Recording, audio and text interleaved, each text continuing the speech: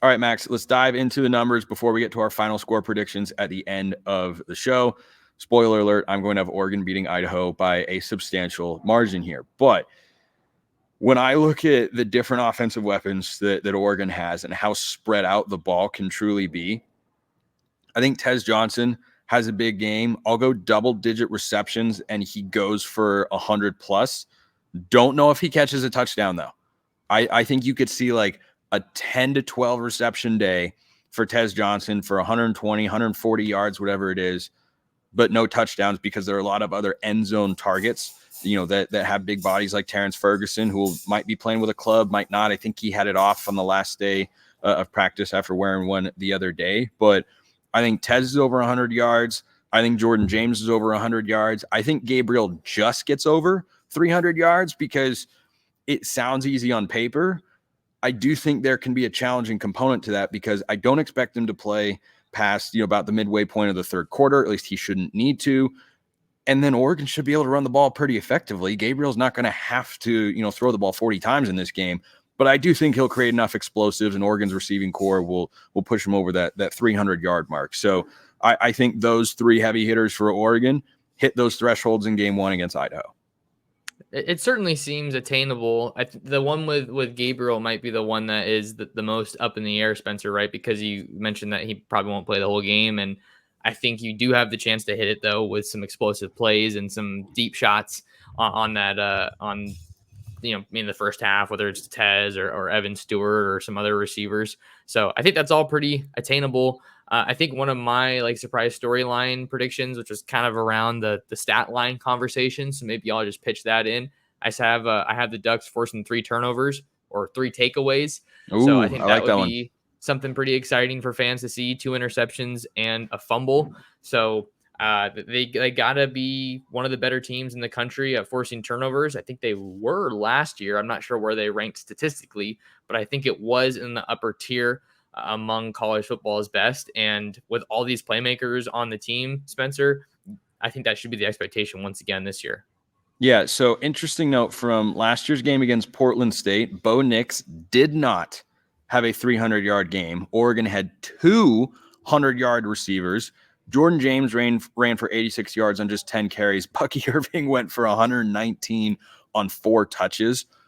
This is a higher and Big Sky defensive line that has some experience for Idaho. So I don't think Jordan James goes for 119 yards on 4 touches like Bucky did last year. But certainly, if you give Jordan James anywhere from 15 to 20 carries, he should be able to eclipse that 100-yard mark. But if Oregon has 2 100-yard receivers in this game and Tez Johnson is one, who would you pick as the second? The obvious answer might be Evan Stewart, but I was gassing up Trayshawn Holden on yesterday's show because I'm a big Trayshawn Holden fan. I could see either one of them going for 100+. That is a good one. Well, I don't want to take either of the guys you mentioned because those are like layups. It feels like.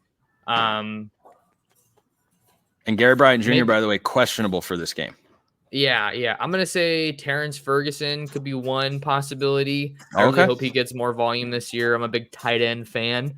And then how about we throw Kyler Casper out there? There's just so many options at receiver, Spencer. Kyler Casper is one that fans have been waiting to see break through for a while. Jurion Dickey is another one. And I love his story just about everything that Will Stein had to say. It's not as easy as you think it is. The injury that hindered him. He was trying to get his body right, and now he feels like he's molted a version of himself because he goes from 99 to 13, which he wore in high school. So I kind of want to say a little bit of Jurion too because he's a Bay Area guy. But I'll go with Terrence Ferguson and Kyler Casper to eclipse the 100-yard mark. One of those two, maybe not both, but one of them. Yeah, I think it'd be really cool if, Kyler or Jurion got a big-time opportunity in this game. And if Gary Bryant Jr. is banged up because he's such a proven commodity, I'd almost prefer he doesn't play and you gave Kyler or Jurion that opportunity to get some game reps and, showcase the fans the potential that they've brought since they were recruited to Oregon out of high school over the last several years. But let's end with this one before we get to our final score predictions here, Max. How many quarterbacks play in this game? I'm 60% confident, I'll say, that number is 3, that you see Dylan Gabriel, Dante Moore, and then a little Austin Novosad. Novosad had, I think, 1 drive last year against Portland State. I'd love to see him get that opportunity as well. But, Gabriel, fascinating to watch. But so too, Dante Moore. How does he look in this offense? And then what does Austin Novosad look like after shining in the spring game? I hope we get to see all 3, and I lean towards the answer to that question being yes. I think 3 is a reasonable number for quarterbacks that we expect Oregon to see, because you got to think at this early point in your schedule, it only benefits you to play more. And I think that has been one of my knocks on Oregon staffs in the past, is not getting other quarterbacks enough snaps when things are kind of put away. I think that was one of my criticisms, I guess, if you will, when Ty Thompson elected to transfer. I just don't understand why he didn't get some more snaps out there. So I think Lanning did a much better job of that than Mario. There were games where, Herbert or Anthony Brown were in the game in the Mario Cristobal era, where you look at the score of the game and you're like, why is he still, like, one in particular? Ty Thompson obviously wasn't on the team. And for those interested, Ty Thompson actually got beat out for the starting quarterback job down at Tulane, which I think stinks for him personally, but such is the way of college football. There are a lot of talented guys out there. 2019, Oregon was up big against UW, and Herbert was still in the game in the 4th quarter. I think we were all watching going, what is he doing? Why is he on the field risking injury with the game still in hand? So if Dylan Gabriel and the first teamers take care of business, they should be out by midway through the third quarter, or maybe even earlier than that. And then you should be able to get Dante Moore and Austin Novosad a couple of drives each.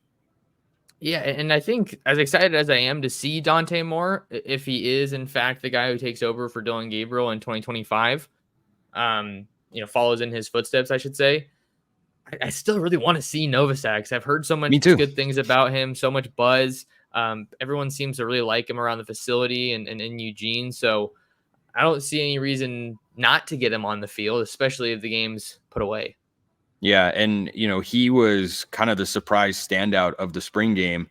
He had the bad decision on the interception. He forced it down the field. And then after that, you look at every throw he made and you go, wow, he gets through progressions. He's putting the ball accurately. He's making back shoulder throws. He had that perfect throw to T-Ferg, who uncharacteristically dropped it with Tatum Tuioti draped over. Like, he made some high level throws in that one. So I'd love to see him get a chance. We'll wrap up real quick here, Max, with our score predictions. I've got Oregon 66, Idaho 10. Final score, and Oregon covers that 43.5 point number that they're favored by. We're not too far off. I wrote on Scoop Duck 70-10. Run up the score. Poor Idaho. What did they do to you, Max? What did Idaho do to you but give Oregon Kenyon Sadiq? Because I was thinking closer to like the 63-ish range, but then I was thinking, God, this offense is just like dumb talented. There's so many dudes on that offense, so why not lean on the over? All righty. Max Torres, the Duck Stitch Podcast, scoopduck.com. You can check him out over there. Max, appreciate it, and I'll be seeing you soon, my guy. I cannot wait to watch an actual brand new football game. I've watched highlights of the old games way too many times. Yeah, it's time to finally get the season underway. Thanks for having me, Spencer.